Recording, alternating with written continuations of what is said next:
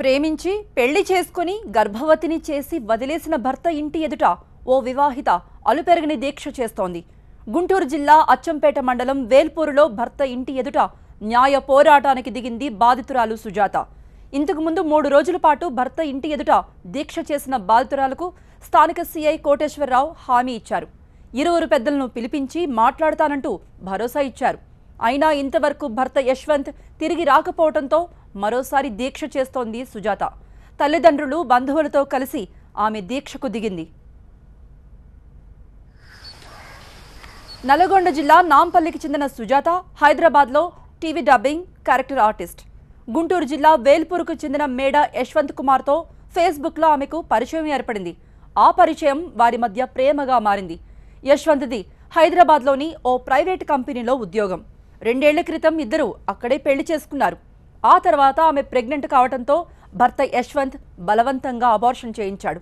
6 నెలల తర్వాత మళ్లీ ప్రెగ్నెన్సీ రావడంతో మళ్లీ అబార్షన్ చేయించుకోవాలని ఒత్తిడి తీసుకొచ్చాడు. అందుకు సుజాత ససేమిరా అంది. దీంతో ఆమెకు వేధింపులు ఎక్కువయ్యాయి. భర్తపై జూబ్లీహిల్స్లో కేసు పెట్టడంతో యశ్వంత్ కుమార్ను పోలీసులు అరెస్ట్ చేసి రిమాండ్కు పంపారు.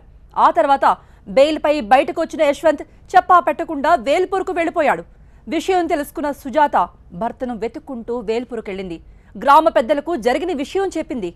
గ్రామ పెద్దలు నచ్చజెప్పినా యశ్వంత్ వినిపించుకోలేదు. దీంతో బాధితురాలు భర్త ఇంటి ముందు దీక్ష చేస్తోంది. ఫేస్బుక్ ప్రేమ ఎంత మాత్రం నిజం కాదని చెప్పడానికి ప్రత్యక్ష సాక్ష్యం నేను. ఫేస్బుక్ ఎప్పుడైతే నా లైఫ్లోకి వచ్చాడో ఫేస్బుక్ ద్వారా నాకు ఇష్టమైన ఇండస్ట్రీ పోయింది, నా లైఫ్ స్టైల్ మారిపోయింది, అన్నీ పోయాయి.